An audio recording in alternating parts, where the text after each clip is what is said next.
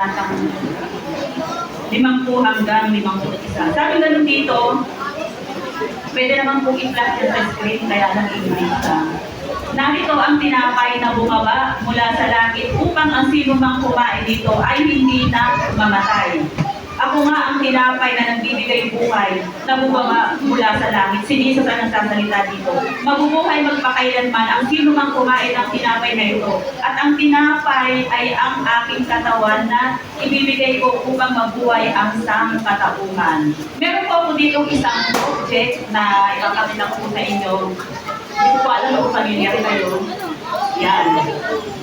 Ito ay hulog or panghulog. Yan.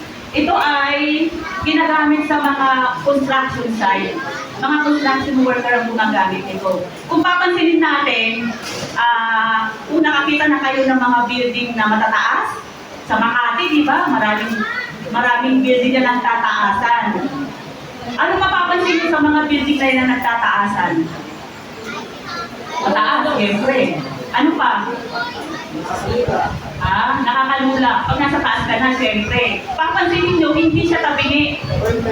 Hindi siya tabingi. Diretso siya. Kasi yung mga building na yan, ginamitan ng hulog. Halimbawa, ito yung building. Yan. Ito yung building. Yan. So, pantay ba yung building? Pantay ba siya? Halimbawa lang. So, pantay. So, yun yung gamit ng hulog or panghulog para magpantay yung building na tinatayo. Siyempre ng mga engineer, ng mga contractor, di ba? Ng mga construction worker. Yan. Kasi kung hindi nila ginamitan ng hulog, malamang sa malamang, yung mga building tabingi siya. Hindi ko lang alam kung merong building na tabingi. May nakita ko sa movie na, pero movie lang naman siya nakatabingi siya. So yan po, ang mensahe ng ating Panginoon sa umagang ito, pinamagatan po itong hulog ng langit. Kanina, binasa ni kapatid na Lira, hindi niya binanggit kung nasaan. Nasa Amos. Sinabi lang na yung verses, yan. Kaya, hindi mo nabanggit ka. Hindi mo nabanggit, hindi ka aware. Na ano siya, medyo na, ano ba, nalito siya, o nakalimot siya, o na-overwhelm siya. So, sige nga, flash na natin sa English. Anong sabi dyan? English kasi siya. So, ang English ng panghulog pala ay plumb line. So, sabi ganun, pwede pakibasa sa Mabuting Balita Biblia, sa Amos 7:7-9. O yung, gusto ko basahin ulit ni Rira. Rira, pakibasa ulit. Yung Amos. Sa Amos yun siya ay minor prophet. Sa Lumang Tipan, Amos 7:7-9. Tapos babasahin ko rin siya dito sa cellphone. Amos ba talaga siya sa Bible? Sige, basa. Yan. Sabi ng Obadjas.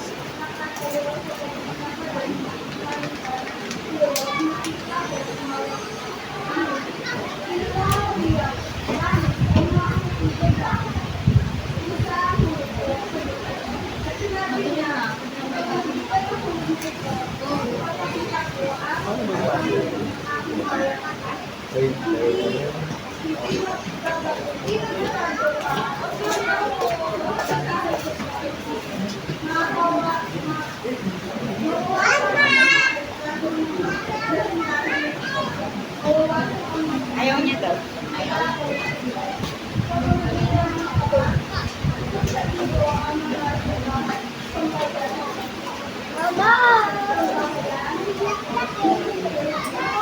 Salamat. Diyan kasi ang ginamit, sa Mabuting Biblia kasi panghulog. So meron siyang lapit, yan ang Pilipino yan, Pilipino sa Asia. Tama noon lapit, meron siyang, ang salitang ugat niya kasi ay hulog. Pero sa Mabuting Balita Biblia, panghulog. Yun na yung pinakita kong object kanina. So meron akong dalawang tanong dito. Ang unang tanong ay, naranasan mo na bang mahulog? Naalala ko noon yung kinuwento ni Pastora, si Megan, di ba, nahulog? Ilang floor yung kinahulugan niya noon, nabakit niya noon? Third floor, di ba? Building nyo na, sino ba dito nakaranas ng hulog? Sa maling tao. Di ba ba yung Yan, sa binanan, sa hagdan, yun na, sa building, sa gusali, sa motor, o sa puno. Yan. Pag sinabi kasi ng hulog, siyempre magmula sa taas, pababa. Wala namang nahulog na sa baba. Kung nahulog mula taas, pababa. Ano ang pakiramdam mo nung nahulog ka? Natuwa ka ba? Masaya ka ba? Na-excite ka ba? Wow, sabi ko ganun, first time mong mahulog. May nakakita ba? May nakakita ba? Wala, di ba? Pero hindi naman masakit, mga ganyan. Yun yung unang tanong. At ang pangalawang tanong ay, ako, naranasan ko ng mahulog sa tricycle. Nung high school days ko, malaki ng tricycle, nasa likod ako nakaupo, bitbit ko yung plastic envelope na may mga dalang gamit. Yung tricycle, bigla na siyang, matagal na yun nasa Santa Cruz, Manila pa kami, bigla na siyang iikot, hindi pa ako nakakapit, nahulog ako, buti na lang padapa. Sunod pala, alam ko na, tatawagin na ako ni Lord. Kasi pag gano'n yung bagsak ko kasi kung pwedeng patihaya, alam ko na din pag iniinatan ka ni Lord, magpatihaya o kaya pwede mabagot yung puso mo. So naranasan ko na siya. At pangalawang tanong, narinig mo na ba ang mga katagang hulog ng langit? Pwedeng sa movie, di ba nanonood ka ng sa teleserye, sa movie, sa TV, ganyan. O ikaw mismo ang sinabihan nito, hulog ka ng langit. Ano ang pakiramdam mo? Sino ito nasabihan na, hulog ka ng langit? Meron na ba? Nasabihan ka ng hulog ng langit. So ano pakiramdam mo? Masaya ka ba? Natutuwa ka ba? Ako kasi, kailan lang, may nakasabay ako, pumunta ako ng PGH, may babaeng pasakay. Sabay pala kami, pareho pala yung pupuntahan namin sa PGH. Nung tatawid na kami, hindi ko alam bakit bigla ako siyang inalalayan. Hindi ng Holy Spirit. Ay, nalalayan ko sa pagtawid, kaya hindi pa naman sa sinyon. Ay, salamat, sabi niya, darungan ko ng langit. Parang naok ako. Para kasi sa akin, pag sinabi ang hulog ka ng langit, mabait ka, mabuti ka.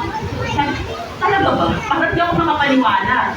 Well, sa ganun nagkakasabi na, na-appreciate ko. Kasi, hindi ko lang alam kung first time lang niyang sinabi yun sa isang tao, yung salita mong hulog ka ng langit. Yan.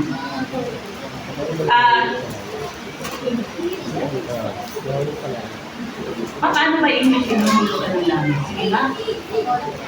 Heaven. Falling na daw. Fall from heaven. Kaya came from, pag sinabi kasi came from heaven, galing sa langit. Di ko alam kung ano yung sakto fall from heaven, yan. Falling. Yan. Sabi nga dito, tignan natin yan sa Aklat ng Mateo. Ito yung mga panahon si Jesus ay nagpa-fasting. Nag-aayun siya sa loob ng 40 araw at 40 gabi. So imagine ninyo. Pwedeng, hindi naman sinabing dry fasting. Pag sinabi kasing dry fasting, wala kasi tubig. Ako kasi ginagawa ko siya. Well, ano ko na siya, naging routine ko na siya, yung tinatawag na intermittent fasting. Subukan nyo rin yan. Kung wala naman tayong mga karamdaman, kung wala naman kayong health issue. Yung tinatawag na intermittent fasting, 18-6, 18 hours ka lang kakain. 18 hours ka magpa-fasting, pero sa loob ng 6 na oras, doon ka lang kakain. So nagawa ko siya. Kita naman sa ebidensya, di ba? Tapos sinubukan ko nang gawin naman yung 18-5. 16-8, tama ba? 16-8 tapos 18-5. So nagagawa ko naman na siya, mga pang-pitong araw ko na ngayon. 18-5, 18 hours na walang kain, tapos sa loob lang ng 5 window hour, yung ka lang kakain. So nagagawa ko na siya. Sa biyaya nilo, pero syempre may tubig. Kasi ano siya, yun nga, subukan nyo din yan. Para sa ating mga health benefits yan. Dito, 40 days and 40 nights na fasting si Jesus. Kung babasahin na yan natin, nasa aklat na ng Mateo. Sige nga, tignan na natin. Ano lang natin, susundan lang natin. Hindi natin babasahin ng buo. Sa aklat ng Mateo, sabi na dito, sa Matthew 4:5-7.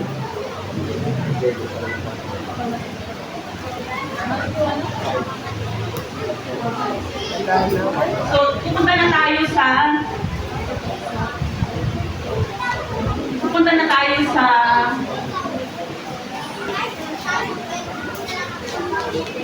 verse 5. Sabi nga dito, pagkatapos dinala siya ng Diablo sa Jerusalem, ang banal na lungsod at pinatayo sa taruktok ng templo. Sinabi nito, isipin nyo na lang kung gaano kataas kaya yung taruktok ng templo na yun. Pwedeng 12 floor, ganyan, taruktok ha?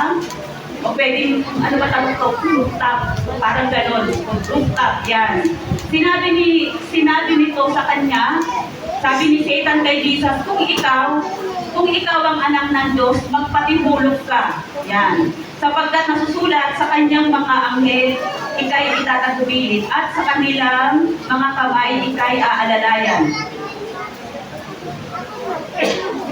Nang sa mga bato paamoy hindi masaktan. Ngunit sumagot si Jesus, nasusulat din naman, huwag mong subukin ang Panginoon mong Diyos. Isipin mo rito, sa gutom ni Jesus, inutusan siya ni Satan na magpatihulog. Gutom na siya noon eh. Kumbaga yun lang yung ano niya, yun lang yung fasting niya, 40 days and 40 nights lang. Inutusan siya. Siguro, kung nasaan yung tao, alam natin na nasaan yung tao si Jesus kasi nagutom siya eh. Siguro kung magmamalaki siya, alam niya yung kanyang katayuan bilang anak ng Diyos. Baka sinabi pa niya kay Satan, huwag mo kung ano eh na, nagugutom ako. Wala siya kung sinabing ganon. Sabi sa niya dito, at nasusulat din naman dito, alam ni Jesus na alam ni Satan ang salita ng Diyos. Kasi sabi na dito ni Satan eh, nasusulat aalalayan ka niya. Pero sinagot siya ni Jesus, nasusulat din naman, huwag mong subukin yan. Sabi sa 7, ngunit sumagot si Jesus, nasusulat din naman, huwag mong subukin ang Panginoon mong Diyos. Hindi niya sinabi na, teka, sino ka para utusan ako? Wala siyang sinabing gano'n. Anak ako ng Diyos, huwag mo akong itusan. Ikaw kaya magpatimulog. Eh kung sinunod kaya ni Jesus, si Satan na magpatimulog, una sa lahat, binali niya. Yung sabi dito na huwag mong subukin ang Panginoon mong Diyos. Pangalawa, sinunod niya si Satan. Kasi sabi gano'n dito, huwag mong susubukin ang Panginoon mong Diyos. Pag sinabing huwag, utos yun. Kapag binali mo yung wag na yun, na inuutos sa'yo, nagkakasala ka. So alam ni Jesus yung kanyang katayuan. Diba? Hindi siya nagpatihulog, hindi siya sumunod kay Satan. Kasi posibleng masaktan siya, posibleng magkalat sa labog yung katawan niya, at doon pa lang tapos na yung mission ni Jesus dito sa lupa. Kaya hindi niya sumunod. Nandoon yung kapangyarihan ni Jesus. Diba? So dito, nakikita natin yung kapangyarihan ni Jesus na hindi siya sumunod. Sinunod niya yung Ama. 40 days and 40 nights, wala siyang kain. Hindi naman sinabi wala siyang inuwi. Pero nandun pa rin. Yan. Marami na tayong nabalitaang nagpapatihulog o tumatalon sa bangin, kusali, tulay, stipend dahil sa depression. Marami ngayon, talamak na ngayon. Kahit sa mga kabataan. Kabataan pa lang tinatamaan na ng depression. Kabataan pa lang tinatamaan na ng anxiety. So ang depression at anxiety, hindi lang pang nanay ha. Hindi lang pang magulang, pati mga kabataan din. Yan, alam natin sa social media marami. Diba? Kung babasahin ulit natin sa dyan, babalik tayo ulit sa ating teksto sa dyan.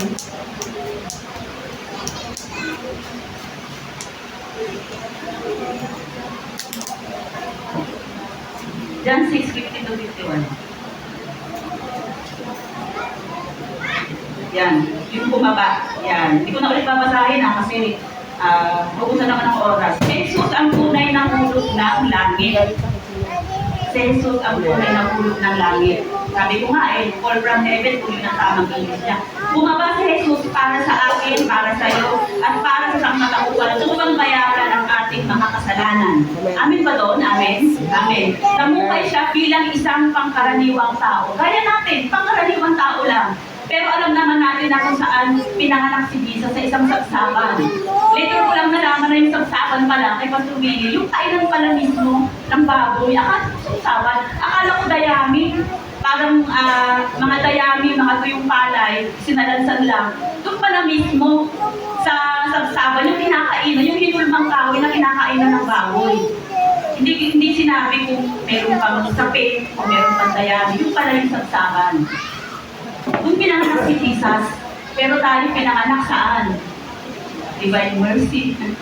Pinanganak tayo sa ospital, di ba? Maginhawa, yung naging kapanganakan sa atin, o yung iba naman ay hilot, sa bahay, maayos pa rin naman. Pero si Jesus sa sagsakan, isipin natin yun, kahit pa paano, nakakaranas pa rin tayo ng mas maginhawang buhay. Yan.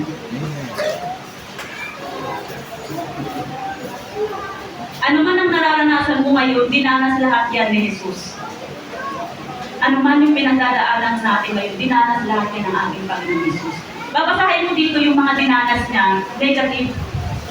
Yung positive, naranasan din niya pero hindi ganun kaganda. Kasi alam naman natin na ang misyon ni Jesus dito sa lupa ay para mamatay. Amen? Ang sabi ng mga Bible scholar, narinig ko to kay Pastor Minong nabubuhay pa siya. 30 or 33 lang nabuhay si Jesus. Kaya buong buhay niya, pinaglingkod na niya sa Diyos Ama. Wala siyang tinira para sa sarili niya. All out, binigay niya sa Ama. At hindi rin totoo yung sabi ng libro na Da Vinci Code, nag-asawa raw si Jesus, hindi totoo yun. So wag nyo na lang alamin. Kasi baka magulo lang yung utak nyo. Wag nyo na i-google pa, Da Vinci Code, sige na, babasahin ko yan. Wag na lang kasi magugulo pa. Pero try din, kung kaya nyo, kung meron pa kayong panahon, yan. Na mas lamang yung paghihirap ni Jesus. Sabihin na natin, minsan hindi niya naranasan yung ginawa sa buhay. Kung nandito pa lang siya sa lupa, isipin yung naglalakbay sila. Hindi pa uso ang sasakyan. Mga ano lang, mga hayop lang. Milya-milya yung nilalakad nila. Pero ganun kalalakas yung mga tao nun kasi nga naman, healthy pa nga yung mga kinakain nila, hindi pa uso ang bigas nun. Nung panahon, wala pang bigas mo na, mga ano pa lang, mga ubas, mga keso, yan, mga sibuyas, yan. Hindi pa uso ang bigas nun, pero malalakas yung mga tao nun. Isipin nyo kung gaan. Tapos may dagdag ko lang, kapag nagsasalita si Jesus ng tuturo, sa napakaraming mga tao, walang microphone. Isipin nyo kung gaano, pero kasi tahimik yung paligid, wala pang sasakyan, narinig pa rin siya. Pero isipin nyo kung gaano kalakas yung boses niya. Marinig lang siya ng, sabihin natin mga 5,000 katao, nagpapakain sila ng mga 5,000 katao, mga lalaki. Hindi pa kasama yung mga babae at mga babae. So ito yun, yung mga, ano man ang nararanasan mo, yung dinanas lahat yan ni Jesus. Lahat, wala siyang tinira. Yung nagutom siya, yun na, yung nagpasik siya, nagutom siya eh. Diba? Kaya tinukso siya ni Satan, gawin mong tinapay ang mga batong ito. Nasusulat, hindi lamang sa tinapay ng bubuhay ng tao, kundi sa bawat salita na pumutawag sa bibig ng Diyos. Na nagutom siya, napuyat siya, yung nananalangin siya sa Getsemani, puyat na siya noon. Kasi alam niya, darating na yung oras niya. Nakuhaw siya, diba? Dalawang bagay yung pagkauhaw niya, tubig at yung pagkalinga. Yung nakabiti na siya sa cross, di ba? Yung kanyang pitong huling salita. Sabi niya gano'n, nauuhaw ako. Number 1, pwedeng sa tubig. Pangalawa, pwedeng sa pagkalinga. Kasi yung mga disciple niya, yung mga panahon na yun, wala, iniwan siya. Kasi takot sila. Nabakapati sila, mapatay din. Nauuhaw, yan, natakot si Jesus. Yung mga panahon na nanalangin siya, kasi malapit na sa ibang takot. Natakot si Jesus. Nakaranas siya ng anxiety. Nabalisa siya. Sabi nga yung ano niya, yung patak ng luwa niya, halos ulo na. Kasi hindi niya makayanan. Yung takot, yung hirap na daranasin na. Hindi lang siya basta ipapako sa pusa, babay-bayin niya pa yun hanggang bundok ng Golgotha. Hindi ko lang matiyak, hindi ko siya mahanap sa Bible, kung yung bang binuhat niyang troso or krus ay hindi siya pinako. Hindi ko alam. Gusto ko sana siyang sabihin, kaya lang parang kailan lang sinigil, parang marami. Hindi ko alam. Susubukan natin aralin yan. Yung pinasign niyang krus niya, krus na ba yun or troso pa lang? Tapos ginawa pa lang krus. Ginawa pa lang siya krus. At hindi siya pinako, hindi ko alam. Yan. Natakot siya, nabalisa, anxiety, tinanggihan siya, tinumiksa siya ng mga Saduceyo, ng mga Pariseo, tinanggihan siya. Meron siyang, bago siya magkaroon ng 12 alagad, may mga umalis na iniwan na siya. Kasi hindi nila makayanan yung mga sinasabi ni Jesus. Na inaangkin nga niya, anak siya ng Diyos. Oo, anak naman talaga siya ng Diyos. Hindi nila matanggap yun. Namatayan siya. Sinong namatayan si Jesus? Nung matalik niyang kaibigan si Lazaro. Pagkatapos nun, umiyak siya. Lahat naman tayo nararanasan dito, di ba? Umiyak. Di ba? Namatayan na tayo. Yan. Inalipusta. Nung habang bitbit na niya yung kanyang krus, nakakaranas siya ng inalipusta siya. Tinuruan siya, di ba? Tapos, yun, inalipusta siya habang bitbit na yung kanyang krus. Pinagkanulo. Sino yung nagkanulo sa kanya? Si Judas. Sa halagang 30 pirasong pila. So, yung pa yung pera noon ni pila. Tinatwa. Sino nagtatwa sa kanya? Si Pedro. Makaitlong 3 times mo ang itatatwa. Titila yung ano. Tinatwa siya. O ano kasi kung saan tayo tinatwa? Kinaila. Yan. Hindi ko yung kilala yan. Iniwan ng mga alagad niya. Napagod. Diba? Lahat tayo napapagod. Umupo ka lang buong maghapon na sa cellphone, nakakapagod na yun. Maupo ka lang, di ba? 2 oras ka na sa cellphone, nakakapagod na yun. Tumayo, yung mga trabaho ng mga security guard, nakatayo lang sila, pagod din sila pag uwi nila ng bahay. Kung mahiga ka buong araw, pagod ka? Pagod ka ba pag nahiga ka buong araw? Siyempre, sasabit yung likod mo. Yung mga tambay, pagod din sila. Ang hirap mo lang tambay mo. Sabi nga nila, pati tambay yata, bibigyan na ng ayuda. Dapat pati sila. Diba, nag-ano sila? Nagkiliman sila ng ayuda. Wow, sabi ko ganun. Okay ka lang? Tambay ka, nangihingi ka ng ayuda. Ako gagamitin mo lang sa mga issue mo. Nakakapagod yun. Walang trabaho, hindi nakakapagod. Makinig ka lang ng mga mayroong ka kaibigan na sinasabi niya sa iyo mga problema niya, nakikinig ka lang, kasi ano mo yun, dito mo yun, nakikinig ka. Nakakapagod din yun. Hindi mo man siya matulungan, personally, at man yung pangangailangan niya, makinig ka lang, pagod ka na. Pag-ulit-ulit yung bunganga ng nanay mo sa bahay, pagod ka na. Di ba? Masakit sa tenga. Kahit nga yung music na pinapakinggan mo sa radyo, yun lang din ang pinapakinggan mo, masakit sa tenga, nakakapagod. Well, hindi sa ating pagsamba. Kahit kung minsan paulit-ulit yung mga kinakanta natin, yung yung national anthem ng church, alam niyo ba yung national anthem ng church? Alam niyo pa ba yung national anthem? Hindi niyo pa nakakalimutan. Alam niyo ba, national anthem? Hindi ka alam. Bayang magiliw. Lupang hiniran. Ang national anthem ng church ay yung awitin na narito dahil sa'yo. Kahit paulit-ulit siya, pero pag ninanamnam mo siya, meron pa rin dating sa puso. Amen. Yung narito dahil sa'yo, di ba? Paayot natin yung mamaya na. Subukan natin kantahin ng isang oras. Pero hindi. Ganun siya. Pag paulit-ulit, di ba nakakapagod yan? Natakot si Jesus, yung naglakbay sila ng mga alagad niya, yung babae sa Maritana, natatandaan. Hindi na natin babasahin kasi kukulangin ako ng oras. Naupo siya sa tabi ng balon, si Jesus, kasi napagod siya. Bilang tao, napagod siya. Yung mga alagad niya wala doon. Naghanap ng pagkain, yan. Nalungkot. Nakaranas ng kalungkutan si Jesus. Kung aalamin natin yung kanyang buhay. Nagdamdam siya. Nasaktan siya.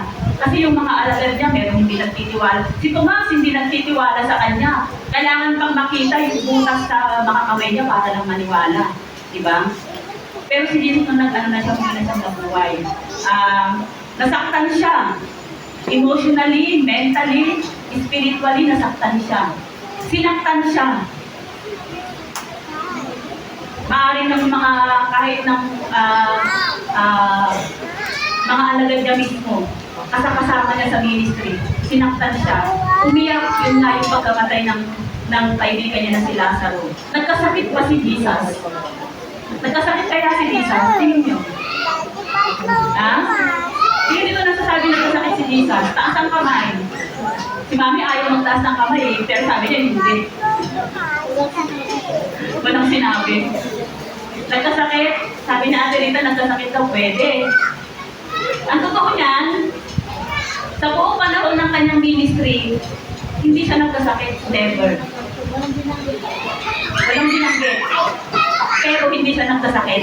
Kasi nga naman magpapagaling siya. Ikaw ba kaya mo pa magpagaling nung meron kang sakit? Doktor. Yung doktor nagkakasakit din sila. Hindi sila pwedeng pumunta sa clinic nila na magbibigay ng payo, magbibigay ng reseta na tuto.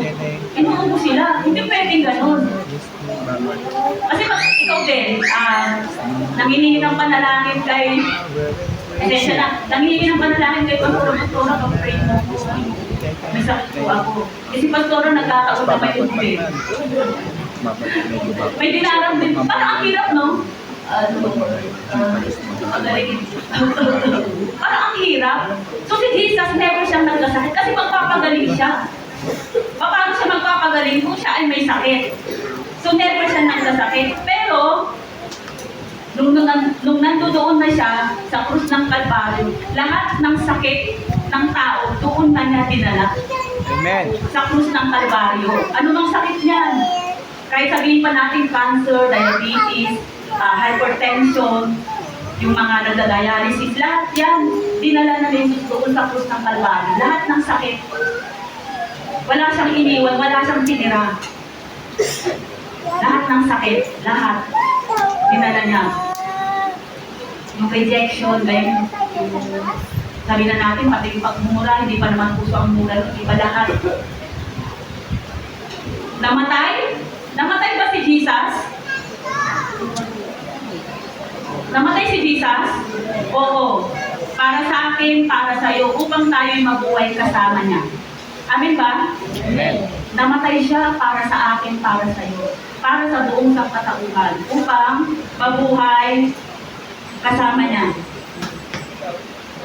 Wala tayong maisusumbat sa Diyos. Lord, ang hirap naman ng kalagayan ko ngayon. Lord, ang hirap naman ng kalagayan ko ngayon. Wala tayong karapatang magreklamo sa Diyos. Wala kang karapatang magreklamo sa Diyos. Kahit ako kuminsan, tinitim ako yung sarili ko, Lord. Teka, baka nagreklamo na ako, ha? Hindi. Tama yung sinasabi ni, nasa Bible naman yun, ni Pastora. Yung mga Israelites, sobra kung magreklamo. Napatunayan ko na, itong mga huling araw lang, ayaw ng Diyos ng nagre-reklamo. Kasi na kung na nagre-reklamo ka, lalo umihirap yung buhay. Ba't hindi mo na lang enjoyin yung araw-araw natin pamumuhay, trabaho, gawain bahay, paulit-ulit, nakakasawa, nakakapagod, di ba? Pwede bang kayo muna? Maupo lang ako dito sa clip. Pwede naman, maupo lang. Bakit hindi? Lahat naman tayo napapagod, di ba? Wala tayong karapatang magreklamo sa Diyos. Ayaw na sa nagre-reklamo. Sabi ng mga matatanda, the more na nagre-reklamo ka, the more na yung grasya, lumalayo. Pag lagi mo sinasabi wala kang pera, wala ka talagang pera. O sinasabi mo may sakit ka talaga. Kaya ako, natutunan ko ng maging positive.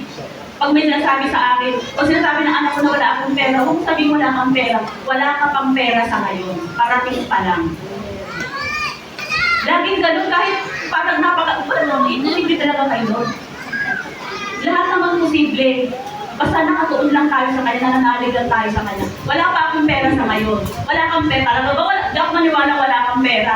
20 pesos. Meron ko. Hindi pera ka, 20 pesos. Diba? 10 piso. Yung gano'n, wala tayong karapatang magreklamo sa Diyos. Wala. Kasi lahat na binigay. Yung buhay na ni Jesus, inalay niya para sa akin. Ano pa kayo mga maliliit na bagay lang? Maliit na bagay lang yan. O ito 100. Baka na lang ganun kadali. O ito 100. Diba? Pag may nag-abot sa'yo, o ito 100. Ay, salamat. Sabi nila pag tumanggi ka raw sa grasya, alam niyo ba yun? Lalabo yung mata mo. Never ako tumanggi ng grasya, pero malabo na yung mata ko. Kaya nagpapasalamat ako kay Lord kasi nakakatuwa yung ginagawa ni Lord dito sa iglesia natin. Kasi meron mga ganito. Sayang lang hindi natuloy kahapon, no? Sabi ko nga sana ngayon yung ngayon yung basta ganon. Nakakatuwa kasi meron mga ganito, may eye check-up, di ba? Nakakatuwa. Kailan na naisip ko, Lord, kailangan ko na yatang palitan yung reading glasses kasi medyo gas-gas na. Ilang taon na rin siya. So yung ganon, nakakatuwa. Ang sabi ganon sa Bible, hindi ko alam kung alam ko sa ang verse. Kapag ang mga Kristiyano ay nagpupuri sa Diyos, dinaragdag na yung mga tao. Hindi ko alam kung saan. sana mabanggit minsan ni Pastoral Patuloy. Kasi nakikita ko, kapag ka all out, yung pagpupuri natin sa Diyos, ay dinaragdag siya. Mga bagong mukha. Matagal na wala, binabalik ni Lord. Salamat sa buhay ni kapatid, di ba? Nagbibitara na siya. So marami tayong guitarist. Kapag hindi available ang iba, ito naman. So ganun siya. Ganun si Lord, di ba? Dinaragdag niya. Yan. Wala tayong karapatang magreklamo sa Diyos. Lord, ayoko na. Pagod na ako. Sino may sabi nun? Si Catherine Bernardo. Yan, kaapilido pa namin. Hindi namin kamag-anak si Catherine Bernardo, ha? Kaapilido lang. Yan. Marami pang mas pagod sa'yo. Sabihin mo nga, marami pang mas pagod sa akin. Sabi mo sa katabi mo, marami pang mas pagod sa'yo. Yung mga matatanda na, nagbubuhat pa ng mga kalakal, kasi lumalaban sila ng patas. Itong mga, nakakalungkot talagang isipin na hindi sila lumalaban ng patas. Kinamkam nila lahat ng mga buwis natin. Kahit nanay ka lang, nagbabayad ka ng buwis. Bumili ka ng gamot, may buwis yun. Amen. Bumili ka ng sapatos, may buwis yun. Bumili ka ng cellphone, may buwis yun. Lahat tayo nagbabayad ng buwis. Diba? Wala nga lang buwis sa mga sari-sari. Pero syempre, may permit sila. Kasi buwis ng bayan yun. Ginagamit yun sa mga ayuda. Diba? Kaya kung sakali man na mauulit, yung nangyari sa atin na pandemic, wag naman, yung ayuda na yun, atin din yun. Yung mga kulang pa nga yun, di ba? Yun. Meron pang mas pagod sa'yo. Hindi lang ikaw ang napapagod. Tingnan lang natin, pabaligaran natin yung mga pulubi, yan, yung mga namamalimos, yung mga nakatira sa mga ilalim ng tulay, naghahanap buwan sila, lumalaban sila ng patas. Kapag napagod ka, pahinga. Yun lang, magpahinga ka lang. Hindi naman bumubukol yung pagod, di ba? Pag natulog ka ng gabi, buong araw napagod ka, natulog ka, pag-isip mo, wala na yung pagod mo. Kung kumpleto yung tulog mo, kung mahimbing yung tulog mo ng 8 hours, ako nagigising ako ng mga 3. Tapos kapag nagising ako ng 3, marami na akong inigising. Ang hirap ko na ulit po yung tulog ko. 2 oras. Pag nakatulog ako doon, mag-aalarm naman na kailangan ko ng bumagod. Pero sa biyaya nila, meron pa rin akong kalakas sa bumaga. Pag may marinig lang akong konting ingay na naiirita na ako, nasisira na yung tulog ko. Magpahinga ka pero hindi ka susuko. Kasi si Jesus, hindi ka sinukuan. At hindi ka niya susukuan. Amen? Sabi nga sa Matthew 11:28, basahin na natin yan. Anong oras na ba? 11:28. Pakibasa. Nang mabilis, nang malakas. Dali. Dali. Dali.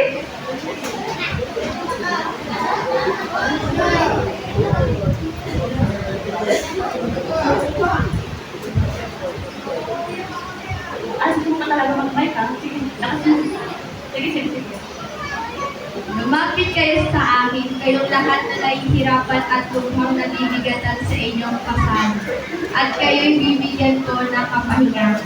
Yan. Yung mga napapagod, lalapit kay Jesus, bibigyan ng kapahingahan. Pahinga, physically, emotionally, mentally, spiritually. Nakakakumisang kasi, mabuti na lang, kasi hindi kakayanin ng isang leader lang sa church. Yung lahat aakuin ng trabaho. Sinabi ko doon si hindi pastor di ka nagbubuhay pa eh.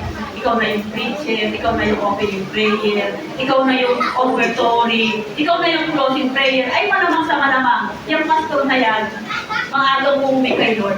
Kasi inaako mo na lahat ng trabaho na ang dami namang pwedeng gumawa. Kita niyo si Abraham, di ba? Buong araw na nagbibigay siya ng payo sa mga Israelites. Ang sabi ng biyanan niya si Jethro, ay huwag ganyan ang gawin mo. Ipamahagi mo yan sa ganito, 10-10, 5-50, kung sino yung marunong, at yung hindi ko nalalawakan pa. Kung ano lang yung mga mabibigat na issue, problema ang idudulog, sa'yo lang lalapit. Which is very good naman pag dito sa ating iglesia. Kaya pag binigyan ka ng toka dito sa iglesia, samantalahin mo na. Yun na yung pagkakataon ko. Kasi yung mga araw na yun, baka pupunin ka ng Lord, joke lang. Kasi yun na yung pagkakataon namin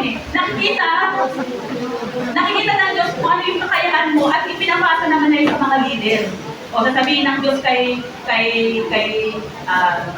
pastora, pero sabihin ko, pang-anoy me, ilagay mo sa ganyan sa ganyan, siya ilagay mo sa ganyan. Kung nakagano'n, hindi inaako lahat. Which is talaga nakakapagod. Hindi lang nakakapagod, draining yun. So magpahinga. Pag napagod, magpahinga, matulog. Tapos balik ulit, di ba? Pansamantala lang ang mga dinaraan ng ating kahirapan sa ngayon. Lilipas ang lahat. Amen? Pansamantala lang ito, lilipas ang lahat. Pag napagod, magpahinga. Si Jesus ang tunay na hulog ng langit. Amen ba? Amen. So pag sinabihan ka ng hulog ng langit, God bless you kapatid. Ibig sabihin, nakikita niya sa'yo si Jesus. Wow, sabi ko, ganun nakakakuha naman, no? Minsan lang ako makarinig ng hulog ng langit para naupahan. Pero ganun pa man, nakikita nila yun, si Jesus sa buhay mo. Kapag sinabihan ka ng hulog ng langit. Si Jesus ang tunay na hulog ng langit. Kaya iingatan niya tayo at hindi hahayaang mahulog sa pagkakasala. Iingatan niya tayo at hindi hahayaang mahulog sa pagkakasala. Maraming salamat sa Panginoong Hesus dahil bumaba siya mula sa langit upang tayo iligtas at makapiling doon sa langit. Amin ba? Amen. Tayo po tayo mga kapatid, awinin natin yung majesty sa karangalan